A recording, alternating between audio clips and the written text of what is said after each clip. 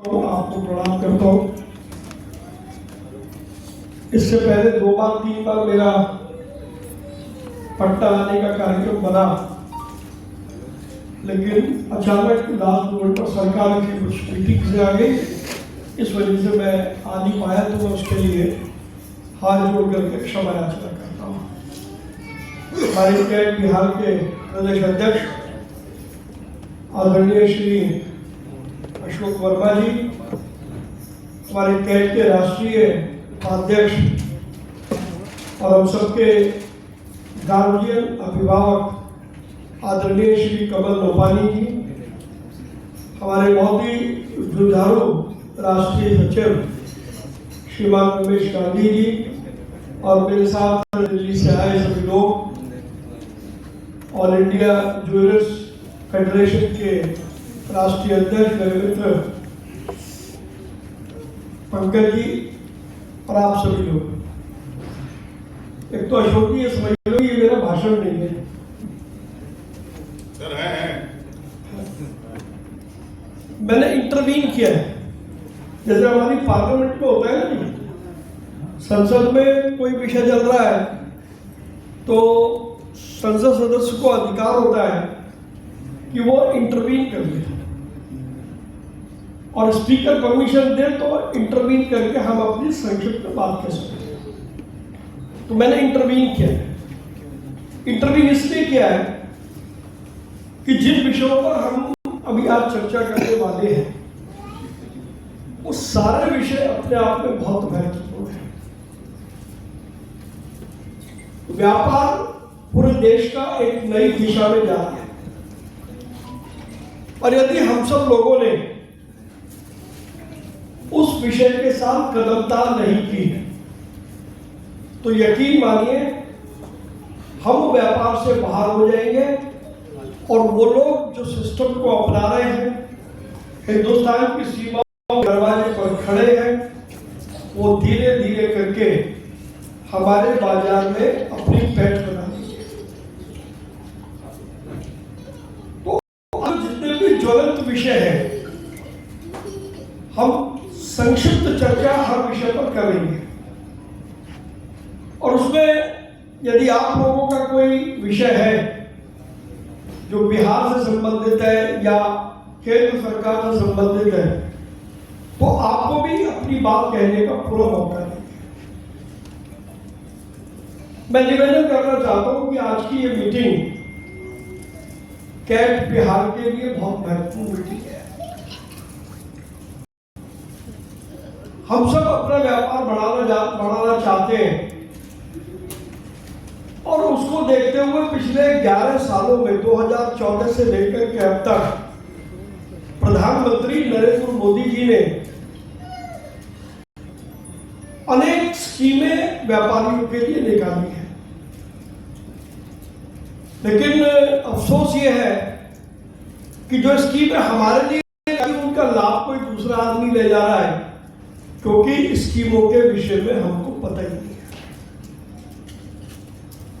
मुद्रा योजना हो, स्वनिधि योजना हो, विश्वकर्मा योजना हो, एमएसएमई की योजना हो, महिलाओं को उद्यमी बनाने के लिए लखपति दीदी की योजना हो, दीदी सखी की योजना हो, और दुनिया भर की योजनाएं हो, आयुष्मान योजना हो, ऐसी हर योजना जो हमारे व्यापार में और परिवार में हमको कहीं से कहीं तक ले जा सकती है, ऐसी 500 से ज्यादा योजनाएं अकेले केंद्र सरकार ने बनाई है।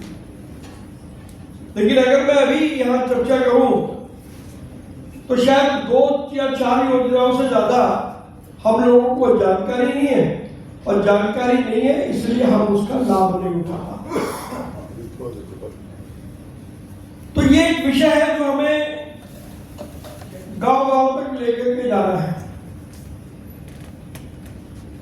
इसके अलावा आज साइबर फ्रॉड इतना बड़ा खतरा है, क्योंकि हम लोग मोबाइल को यूज करना छोड़ेंगे नहीं, और टेक्नोलॉजी आती है तो वो अपने साथ एडवांटेज लाती है, फ्रॉड भी लाती है, लेकिन फ्रॉड से बचने के रास्ते भी होते हैं जिन पर हम ध्यान नहीं देते। और कई जब हमारे बैंक अकाउंट से पैसे निकल जाते हैं तब हमें याद आता है कि अगर मैं ऐसा कर देता तो मेरी खून पसीने की जो कमाई है वो बच जाती।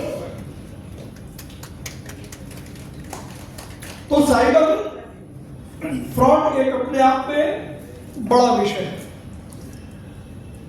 अभी हमारा व्यापार ई कॉमर्स से लड़ रहा है, तो क्विक कॉमर्स आ गया जो 10 मिनट में डिलीवरी की बात करता है। क्विक कॉमर्स के बाद सोशल कॉमर्स आ गया, फेसबुक और इंस्टाग्राम जो हम यूज करते हैं उसके जरिए जितना बड़ा व्यापार हम लोग कर सकते हैं बिना अपनी 5 पैसे भी खर्च किए, वो नई टेक्नोलॉजी आ गई। और एक और टेक्नोलॉजी जो अब आने वाली है और जो व्यापार के लिए सबसे बड़ा खतरा है वो है एजेंटिक शॉपिंग। अब आप लोग कहेंगे ये एजेंटिक शॉपिंग क्या है? एजेंटिक शॉपिंग का मतलब है कि जो एआई के प्लेटफॉर्म है अब वो भी भारत के बाजार में घुसने की तैयारी कर,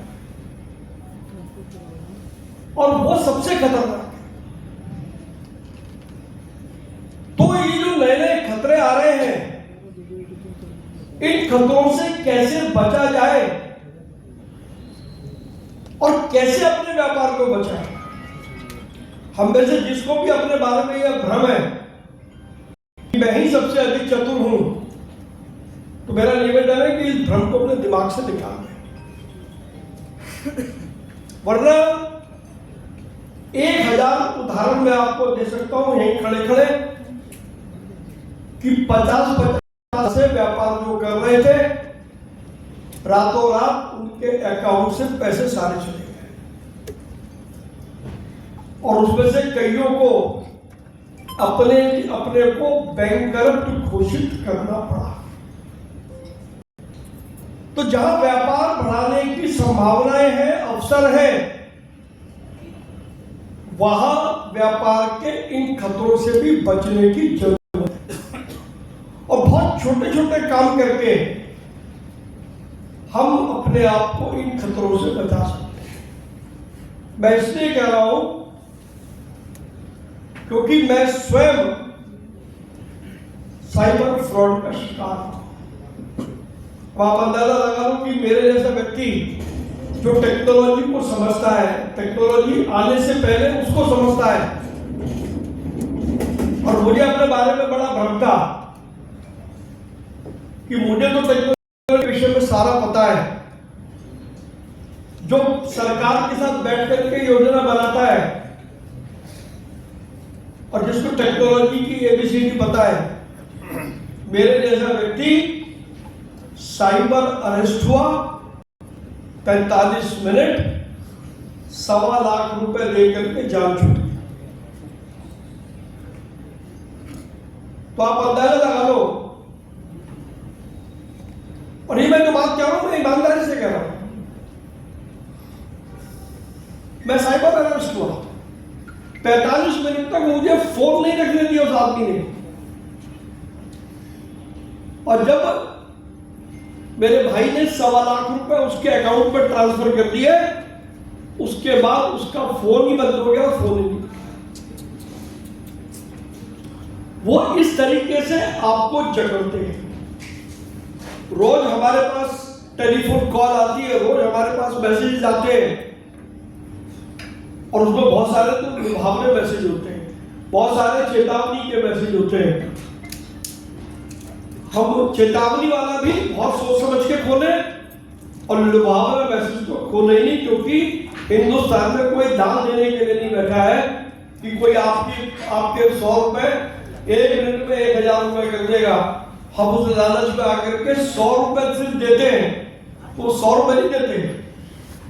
जिस लिंक से आप वो पैसे भेजते हो वो सारा का सारा लिंक उसके पास चला जाता है, और उसकी टेक्नोलॉजी से वो आपके बैंक अकाउंट तक सब जगह तक पहुंच जाता है, और जब तक आपको पता लगता तब तक आपके अकाउंट को खाली कर चुका होता है। तो मैं इसीलिए मैंने इंटरवीन किया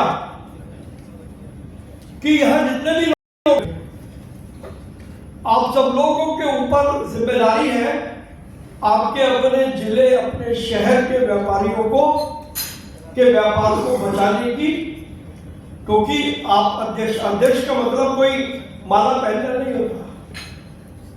अध्यक्ष का मतलब होता है कि आप उन लोगों के प्रति जिम्मेदार और जवाबदार हैं। कल यदि आपके क्षेत्र में किसी भी व्यापारी के साथ यदि अन्याय होता है और आप संगठन के पद पर हैं, तो आप भी माने ये पाप आप कर रहे हैं।